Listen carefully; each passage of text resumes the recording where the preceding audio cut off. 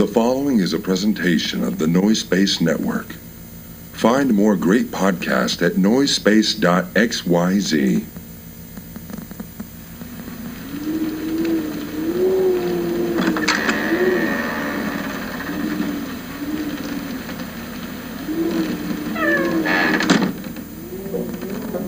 We begin in Southern California 3 decades ago.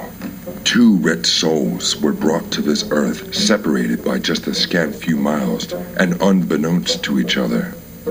The fates kept them separate as they grew from brash whelps into homosexual young women with hard opinions about cheaply made processed foods.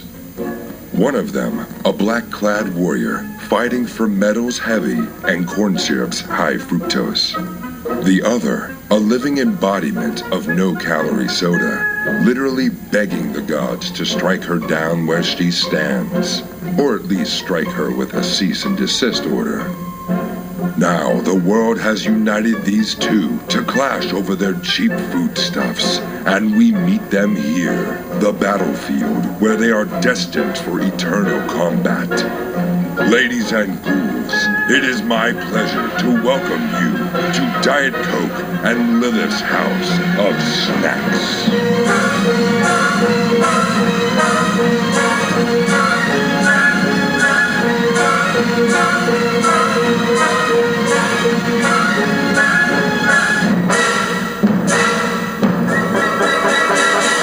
I'm Diet Coke. And I'm Lilith.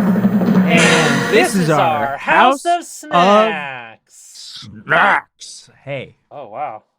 I don't know. I feel like I fell into Nixon for a second there. I was going to say Admiral Akbar. Admiral Akbar is kind of close to Nixon. I mean, yeah, they did, share a number of... Akbar showed up on the Nixon tapes a few times. We don't really talk about true. that. People forget that Akbar was on the Nixon tapes. Yeah. People also forget that when he said it's a trap, he was actually being transphobic. He was looking over at one of the commander's screens, and the commander was just an honest chaser trying to enjoy some transgender pornography. And Admiral Akbar is such a bigot. He was like, "I bet this guy doesn't know," and he shouted, "It's a trap." Ugh. Well, is that too much? We've ruined Star Wars and Richard Nixon for me, so... yeah, that ruined Nixon, huh? all right. No, yeah, I was a big Nixon fan right up until today. Can I tell you, I was reading the Legends Thrawn trilogy recently, the Timothy Zahn written trilogy of novels about Thrawn from the early 90s, cornerstones of the old EU. Yes. And in the final book, there's a scene where Admiral Akbar is leading battle in a situation that turns out to be a trap. And he has to step over. He says something like, "It appears we have fallen into a trap," is what he says that time. And I thought that was just a little fun bit of writing. Shout out to Tim Zahn for that one. Big say the line, Bart kind of moment. Everyone's looking at him expectantly, like, "Come on, hey, from the meme, from all the transphobia? We didn't know they were here. They got us by surprise." Huh? All these fucking these deckhands who are like, I should probably be doing something, but he's got to say it first. He's got to say it, yeah. I'm not gonna be the one who served with Admiral Akbar and didn't get to hear it. Yeah, right. It's bullshit. Yeah. I signed up with the Rebel Alliance just for this. Anyway, news. There's news. It's weird that mermaids are real is kind of the most that's pedestrian part of just kind of every article I've seen about this kind of buried the lead that mermaids are real. We now discovered. We should say it. Vigilante killed the Starbucks mermaid. Hell of a way to discover a cryptid is real. I mean, I guess that's always, unfortunately, the tragic truth is that if we ever discover Bigfoot real, it'll probably be when somebody kills that gentle giant. Oh, yeah. That's but really sad. That is what has happened with mermaids here. But this, this was the Starbucks mermaid. This also came with the revelation that that's where the blue whipped cream for the unicorn frappes came from. Yeah, mermaid milk. Yeah. So, and it's just the one mermaid. So, like, frankly, from a volume perspective, that is very impressive. Yeah. There wasn't like a colony of Starbucks mermaids. It was just the one. Just the one. And to be fair to the vigilante, yes, the mermaid did seem to be exuding some sort of evil influence upon the public. No, listen.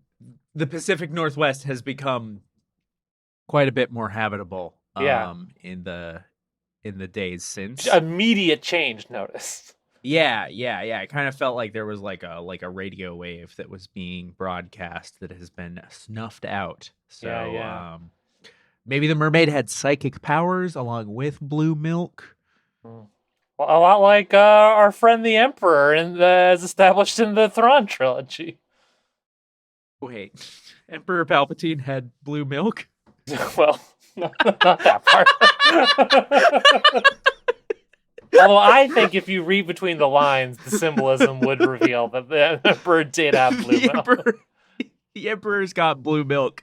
That's that was like they tried to make LucasArts did like a children's book that was like like the Emperor's New Clothes. Their take on it was the Emperor's got blue milk. I don't know where I'm going right now. Yeah, and it doesn't appear that you're following me. No, I'm desperate to follow you. I was keeping quiet because I was like, she is on a roll. I do not want to disrupt this train. I'm ready for this. I'm waiting at the airport like a damn 15-year-old girl, and she's the Beatles on the plane in 1964. I'm hyped for this joke. Oh my god! So the Snacks Vigilante killed a mermaid. The Snacks Vigilante killed the Starbucks mermaid, who was real, who was being kept in a secret room in Starbucks headquarters. Yes. A daring raid on the Starbucks headquarters. Yeah. Impressive shit. Yes. Personally, parody. I don't condone anything on this show. As we've said before, we don't condone anything. Right. We don't condone anything, yes. But it was impressive, I'll say, reading the details. Yeah. From a logistical standpoint, you gotta hand it to the Snack Vigilante. Just so that I can be fully cognizant of this. Where were you? What's up? On Friday, November, whichever day Friday was. November 29th? November 29th. I can tell you exactly where I was. I was at the AMC Orange. I'm seeing Juror Number 2 starring Nicholas Hoult, and I've got the receipts to prove it. I don't know why I would need them, but I got them. So that'll hold up in court. That actually does. I would say that would hold up in court because there is a prior pattern established of you watching dog shit movies in theaters. Juror Number 2 was pretty fucking good. I'm gonna say it. Batlord didn't like that one. Batlord really didn't like you sticking up for Juror Number 2. I've never heard of this movie. All I heard was it was called Juror Number 2 and that Nicholas Hoult was in it. Nicholas and Holt's that was great. Enough for me. Yeah, but like... He struggles a little with the American accent in this film, but it's good nonetheless.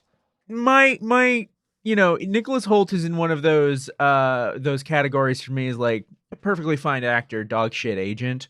Sure. I feel like a lot of his filmography. It's not that I think that Nicholas Hoult is a bad actor. It's just when I see him in a cast, I am not exactly rushing to buy a ticket.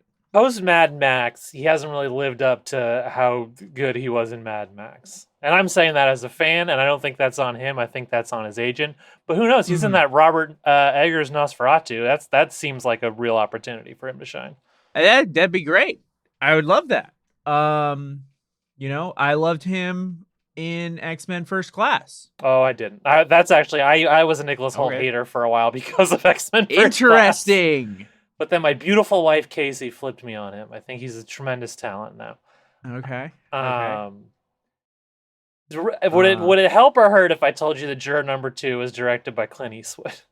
It would hurt immensely. Yeah, that's fair. It's I can't believe we let that man like drive unassisted, let alone I'll tell you direct. I'll say this movies. about Juror Number 2. I don't think, like, listen, I'm not going to say the movie has, like, I don't think it's, like, intentionally trying to make a political message necessarily. B, I'm not trying to, like, hold it up. But it is buck wild how, like, a running thread throughout the movie, something that they reinforce several times, something that several characters, like, outright say out loud, is that the American legal system is not designed to find truth or justice. It is designed to confirm biases and put somebody in jail, whether or not they're guilty. And it's kind of crazy to me that Clint Eastwood would make a movie where like that is definitely part of the themes. Yeah, because it seems kind of. I think the thing is, there's also characters in the movie who say like, "Yeah, our system sucks, but it's the best we have." And I kind of think he's like, the next step for Clint then is, and we can't have these criminals on the road. That's where I'm like, yeah, no, fuck it. It's Clint Eastwood. He yelled at an empty chair that he called Obama for like 7 minutes. Like, come on. He's just kind of an out there dude. Yeah. I don't need to know his take on the criminal justice system. Like he's But what I'll say is that was something that I found kind of baffling and surprising that he made it. That's not why I like it. Why I like it is that it is just like a really tightly made good thriller. Yeah, it seems like he's probably still a talented artist. Whatever. You know who's good in it too? Surprisingly? Our old friend Kiefer Sutherland shows up for a minute. Fuck. All right. I'm seeing this cast list, and actually... you got Toni Collette, you got J.K. Simmons, you got Cedric Yarborough. J.K. Simmons. It's a good movie. Just Kidding Simmons. Yeah, Just Kidding Simmons. Good old Just Kidding Simmons himself. I'm glad that we have a good J.K. now that I can make that joke. Now that the old J.K. I can't... Wasn't there a third J.K. at some point? Or am I just misremembering? I feel like, I don't know. We are out of our cage and we are doing We're just so fine. far out of the Daddy cage. is... For new listeners who may not be familiar, Daddy is an entity who puts us in a cock cage that says we're not allowed to talk about movies, but if we take it off, we can talk about movies. Yeah. And because the two of us do... tend to just kind of, when we start talking about movies, we tend to just kind of spiral off into a thing. We get going. And how about we wrap that up? Put that cage back on. Yeah, JK is also the lead singer of Jamiroquai. That was the other JK I think I was thinking of. And that's not about movies, so it's fine. Anyway, I mean, we've been yammering on. Should we just hear it? Does the JK stand for Jamiroquai? No, it's short for Jason K. it's JAYKAY. All right. Well, yeah. Let's hear that snack description.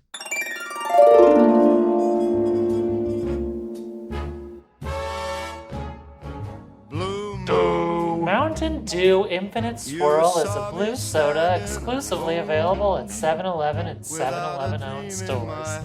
Dew flavor, berry, and pineapple combined to make Mountain Dew Infinite Swirl is a blue soda exclusively available at 7-Eleven and 7-Eleven owned stores. Dew flavor, berry, and pineapple combined to make Mountain Dew Infinite Swirl is a blue soda exclusively available at 7-Eleven and 7-Eleven owned stores. Dew flavor, berry, and pineapple combined to make... So what we got here is Mountain Dew Infinite Swirl. Yeah, this is a 7-Eleven exclusive. Yes. I have a 7-Eleven nearby me. This is how we also got the hot dog chips. It on the Dew Wiki, it calls it an exclusive to 7-Eleven, Speedway, and Stripes convenience stores.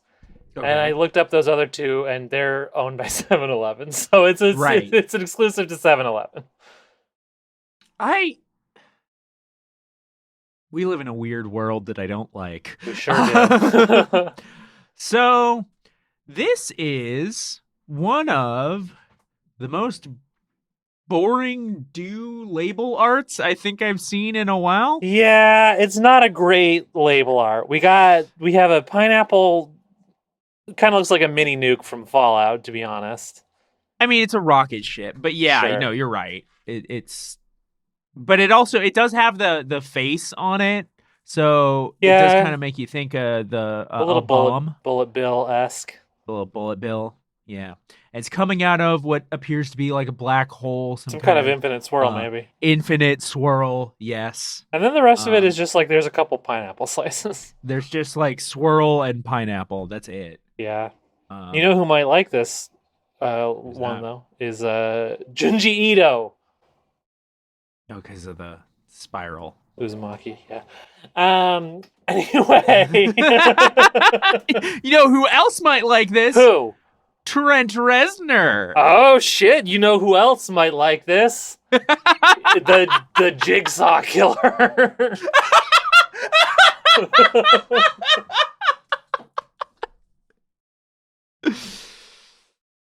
Because of Spiral. Well, yeah, because Spiral from the Book of Saw. Yeah. Which was retconned as an official Saw sequel despite Chris Rock's protestations. First the slap, and then the Saw movie claims his movie as one of their own. He can't catch a break these days. Poor guy. Yeah, poor guy. Yeah, I'm on Will Smith's side. We all know it. Yeah, listen, I had absolutely no problem with Will's.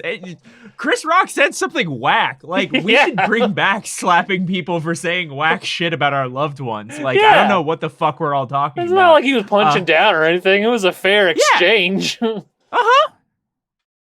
It wasn't like a sucker punch either. He walked up. It was very clear. He pointed to him. He walked up. He made it clear what was about to happen. Yeah. I'm sorry if this is a hot take that happened like a year and a half after the fact. I think we're like 3 years out. Longer at this than point, that. To be honest, it's the last 4 years have been completely fake. I think that was like a 2021 Oscar. Shit. Really? Let's see. 2022. It occurred March 27th, 2022. Okay. It is funny how I'm still way off. It was like 2.5 years. It's not super robust, but the slap is a surprisingly robust the slap disambiguation is a surprisingly robust Wikipedia page. You could be referring to like 6 different things when you say the slap. Did I blow it? Did I lose you? Was the slap talk? No. I was like rubbing my eyes and just like thinking about like I was trying to come up with some kind of like this is why we need a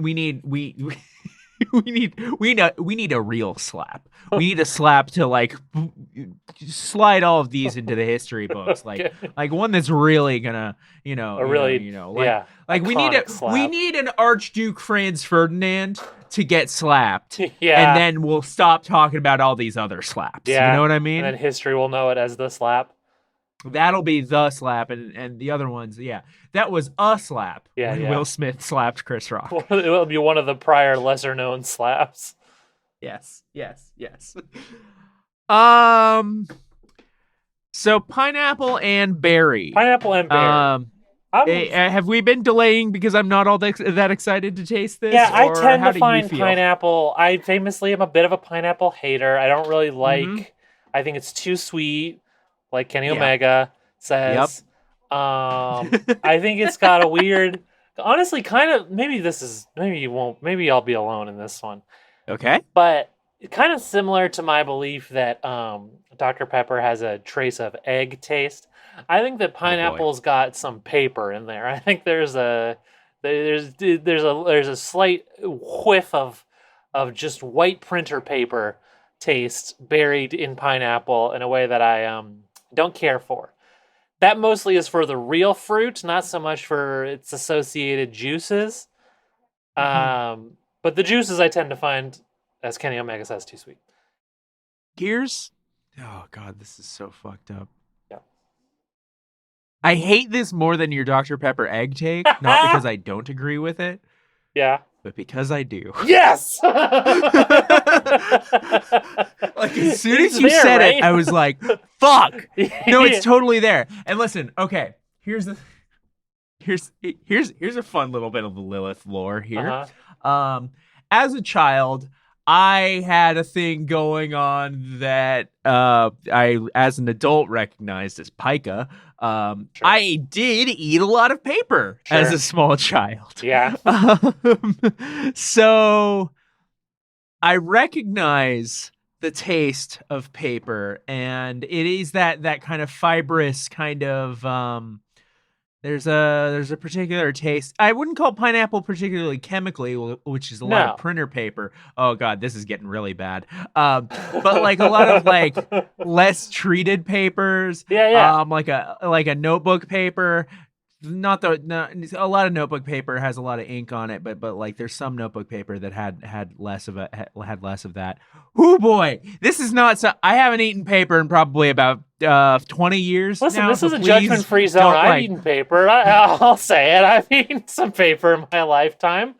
I don't know if it was a pica thing with me. For my paper eating experience comes more from doing it as a bit, because you see in movies someone eats paper to swallow a secret. Right. I would occasionally impress my friends by doing that as a bit at school. Right. I would do that. I used to eat cat food as a little kid. I'm not saying I didn't eat anything nasty as a little kid. Right. We all had our moments. Thank you. I don't particularly like talking about that because it's a little, weird kid thing to eat. I did eat a lot of paper. Hey, that's fair. I had my best friend in elementary school ate a lot of paper and glue. I would also chew on pencils quite a bit. Oh, sure. And not in like a, anyway, we don't need to talk about my fucking pica on this podcast. I would chew on pencils because I like to see the tooth marks, I'm sure you can relate to that maybe now. See, more than that. The tooth marks were fine and dandy, but I would fuck a pencil up. Batlord, please don't fuck my blinds up. He's like, what? I heard you talking about the pencil. I was like, blinds sound pretty good to me while we're talking about this stuff. Thankfully I'm getting some blackout curtains in my bedrooms, partially so that the sun doesn't wake me up nearly as much, and partially so that I can have my blinds up but the curtains down so that I have privacy. But he has trouble navigating those blinds without damaging. Oh yeah, we got curtains in our place because both the cats fucked up the blinds for the same exact reason. Right. There are some pretty massive holes in our blinds, including one that we got like the first day because Christmas saw a bird and jumped at it and hung from one of the top blinds.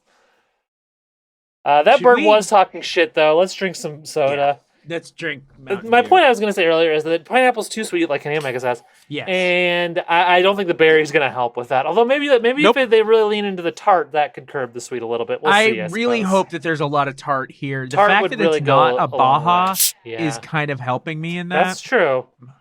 Yeah. Because I will say one of the few places I do like pineapple is on pizza with some jalapenos because the spicy makes it nice, and I can see tart having a similar effect. Drink this fucking Dew right now. Okay, I was busy sniffing. That's not bad. That's good. I like that. Yeah, it's got that tart. It's got the tart. And I think the tart wisely hits first, and then the pineapple kind of settles in as a little aftertaste. It's pretty good, actually. Absolutely. Yeah, that's a solid Dew. It's got that and it's got that Dew kick. It hits you with a powerful tart. And it comes in and it's like, hey, it is a little lacking. Do you want to hang out? In Dew Kick. I think that might just be because it's old. I bought this a couple weeks ago. I didn't open it or nothing, but sometimes with a convenience store bottle of soda, especially, that can still make a difference. Oh yeah, I mean my Best Buy date is tomorrow. So oh wow, mine's later this month, but yeah, it is. We're coming up on it. It's good. I that's my only complaint is that I wish there was some more bubble action, but the flavor is really solid. Yeah, the flavor's solid. I think maybe we just have kind of older bottles, which is weird because I bought mine a few days ago. We adopted some senior bottles. We're taking them to their forever homes in our tummies. That's right. It's important to look out for the senior bottles. They don't really get rescued from the 7-Eleven as often. I mean, what are we doing here? This is a wood buy. It's a wood drink. I think it's great. This is a good Mountain Dew. Mm-hmm. It's a very good Mountain Dew. I am sitting here just being like, I don't want to be a bitch to this Mountain Dew. Sure. But I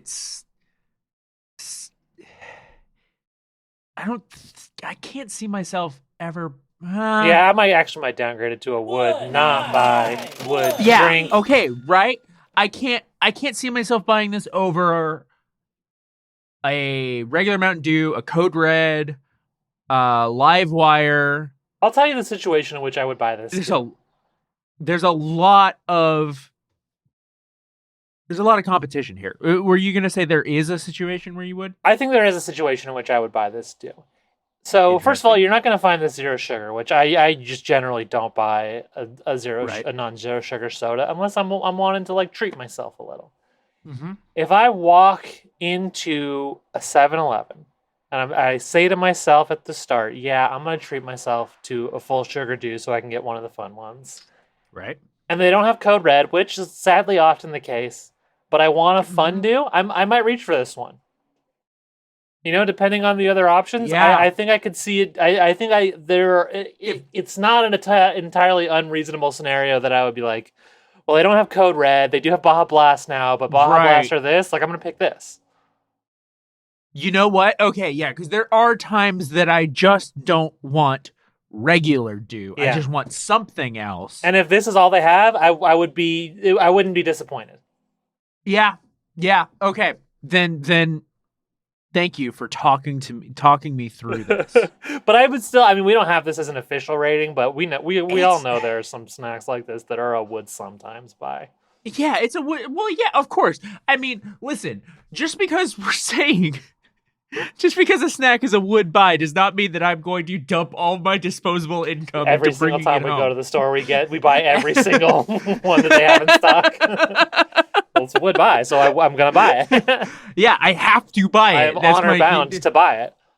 I have enough fucking those Hers deep dish cheese curls to feed an army in my home. Because I simply have to buy it anytime I see it. Next time online. I see that, I am buying every one they have in stock because I haven't seen those in a honestly, while. Those are really good.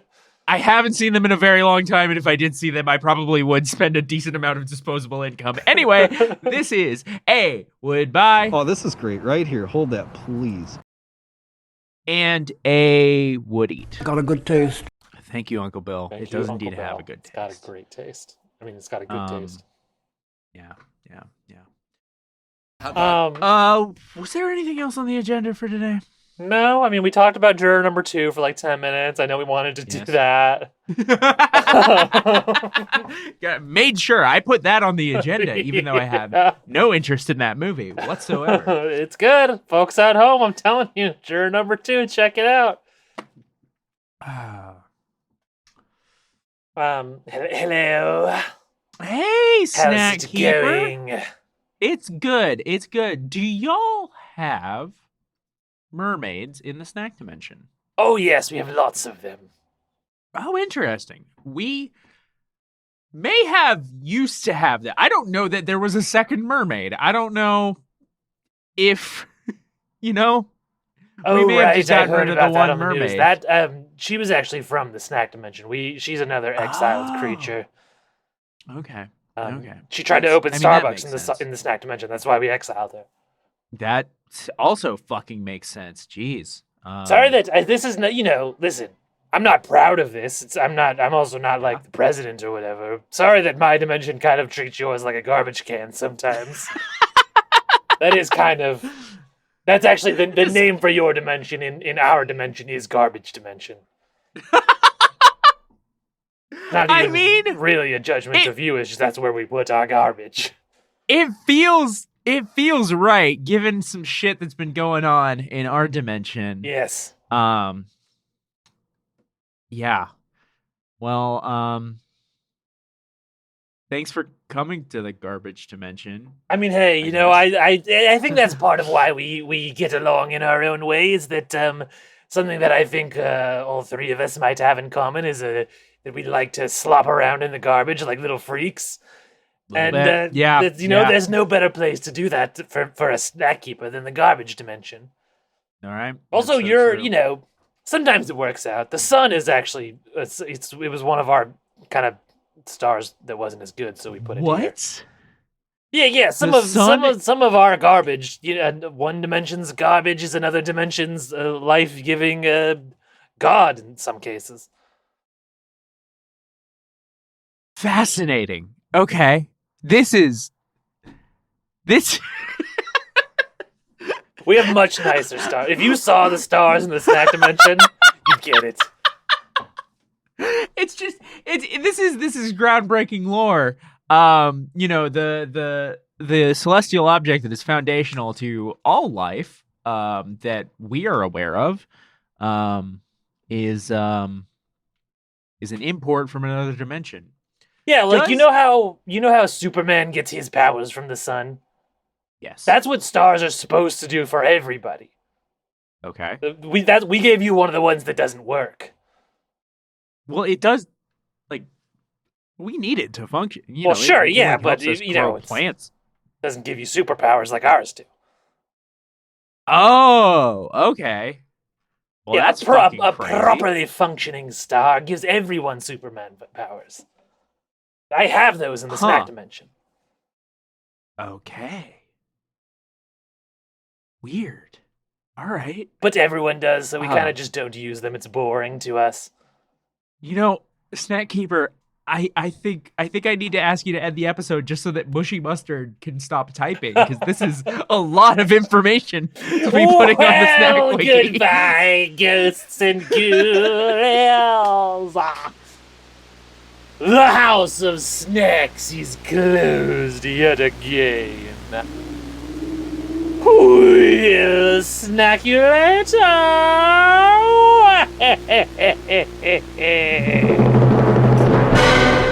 For more from the House of Snacks, visit patreon.com/House of Snacks. That's patreon.com/House of SNAX.